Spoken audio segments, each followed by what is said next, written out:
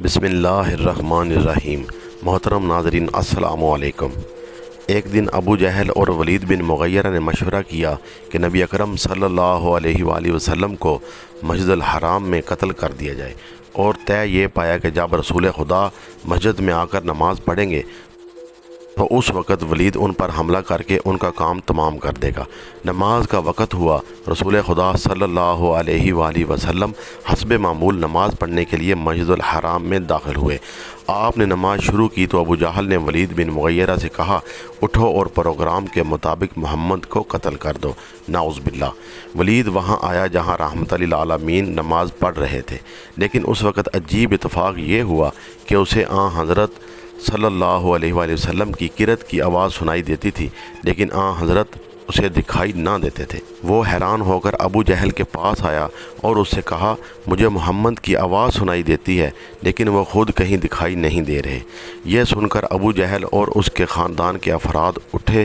انہوں نے آپ کو مسجد الحرام میں بہت تلاش کیا لیکن آپ کہیں دکھائی نہ دیے۔ ایک مرتبہ رسول خدا صلی اللہ علیہ وآلہ وسلم سجدہ میں مصروف تھے۔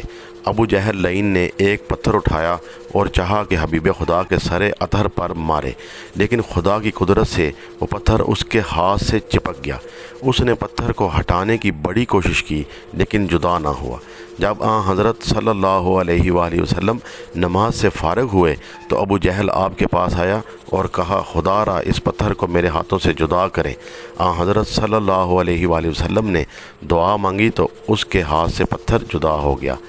کچھ عرصہ گزرنے کے بعد ابو جہل نے پھر حضرت صلی اللہ علیہ وآلہ وسلم کو شہید کرنے کا ارادہ کیا۔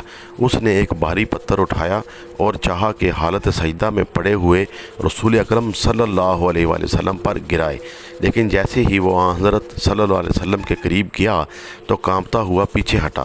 لوگوں نے اس سے اس کی وجہ پوچھی تو اس نے کہا، جیسے ہی میں نے پتھر مارنے کا ارادہ کیا تو میں نے دیکھا کہ ایک بڑا سانڈ دم اٹھائے میری طرف آ رہا ہے۔ میں اگر آگے بڑھتا تو وہ مجھے مار ڈالتا۔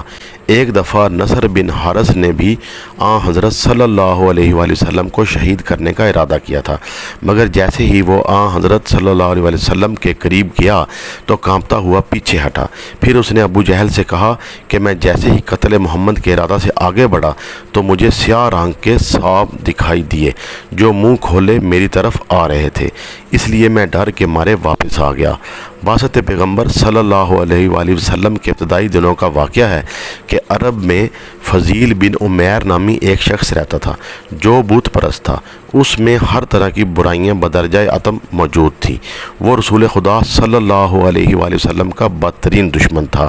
ایک مرتبہ اس نے پروگرام بنایا کہ وہ مکہ جائے اور رسول خدا کو جا کر قتل کر دے۔ وہ شخص مکہ آیا اور مسجد الحرام گیا۔ اتفاق سے رسول خدا صلی اللہ علیہ وآلہ وسلم اس کے روبرو ہوئے تو آپ نے فرمایا، کیا تو فضیل ہے؟ اس نے کہا، جی ہاں۔ آپ نے فرمایا، یہاں کیا نیت لے کر آیا ہے؟ اس نے کہا، میں بیت اللہ کے طواف کی نیت سے یہاں آیا ہوں۔ نبی اکرم صلی اللہ علیہ وآلہ وسلم نے فرمایا، خدا سے مغفرت طلب کر اور اس کے حضور توبہ کر اور اس کے دین سے تمسک اختیار کر۔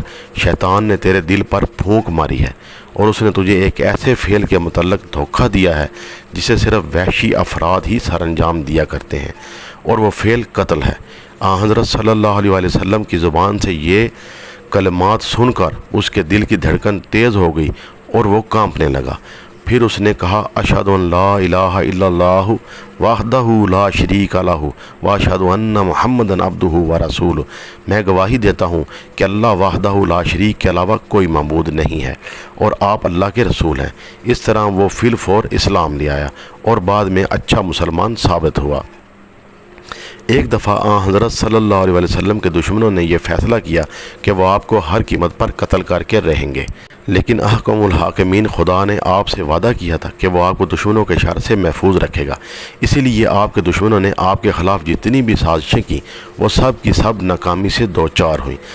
جب جنگ خیبر حضرت علی علیہ السلام کی بے مثل شجاعت سے اختتام پذیر ہوئی اور مسلمانوں کو یہودیوں پر فتح حاصل ہوئی تو ایک یہودی عورت نے خیبر کا بدلہ لینے کے لیے حضرت صلی اللہ علیہ وآلہ وسلم کو شہید کرنے کا منصوبہ تیار کیا۔ مورخ یعقوبی کے بقول وہ عورت مرحب بن حارث کی بہن زینب تھی۔ اس نے ایک بکری ذبح کی، اس کے گوشت کو بھونا اور اس پر مہلک زہر ڈال کر رسول اکرم صلی اللہ علیہ وآلہ وسلم کی خدمت میں لے آئی اور اسے حضرت صلی اللہ علیہ وسلم کے سامنے بطور ہدیہ پیش کیا۔ رسول اکرم صلی اللہ علیہ وسلم خلق عظیم کے مالک تھے۔ آپ کسی کا ہدیہ رد کرنا مناسب نہیں سمجھتے تھے۔ آپ نے اس عورت کا ہدیہ بھی قبول کیا۔ آپ نے بکری کے گوشت کا لقمہ ہاتھ میں لیا اور منہ میں رکھا تو اللہ تعالیٰ نے بکری کے گوشت میں بولنے کی قوت عطا کر دی اور اس سے آواز آئی، یا رسول اللہ صلی اللہ علیہ وسلم، یا رسول اللہ صلی اللہ علیہ وآلہ وسلم، میں زہر آلود ہوں۔ حضرت صلی اللہ علیہ وآلہ وسلم نے گوشت سے ہاتھ اٹھا لیا۔ آپ کے اس طرز عمل سے یہودی عورت کو یقین ہو گیا کہ حضرت صلی اللہ علیہ وآلہ وسلم اس کی خیانت سے واقف ہو چکے ہیں اور وہ اس سے انتقام لیں گے، اور حضرت صلی اللہ علیہ وآلہ وسلم کے پیروکار اسے زندہ نہیں چھوڑیں گے۔ نہیں معلوم وہ اسے کیسی کیسی عزائیں دے کر قتل کریں گے، اور یہ انتقام صرف اس کی ذات تک محدود نہیں رہے گا بلکہ اس کے پورے قبیلہ سے اس خیانت کا انتقام لیا جائے گا۔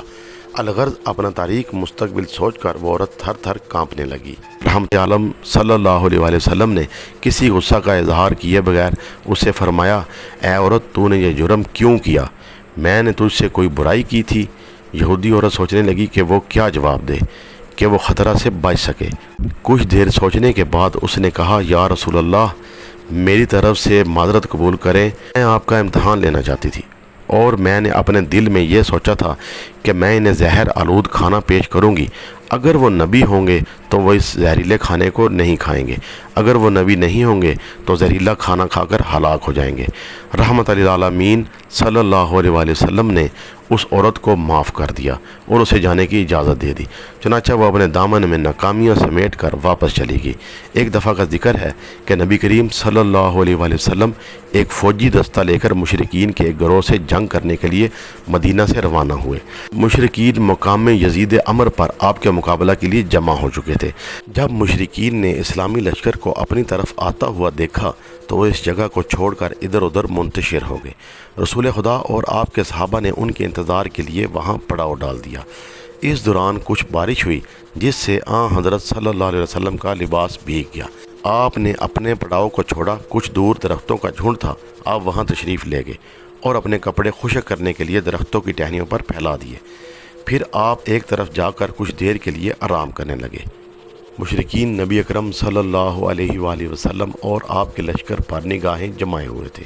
جب انہوں نے نبی اکرم صلی اللہ علیہ وآلہ وسلم کو ساتھیوں سے دور ایک درخت کے نیچے سوتے ہوئے دیکھا تو ان کے ذہن میں یہ خیال آیا کہ موقع اچھا ہے، نبی کریم کو سوتے میں قتل کر دیا جائے۔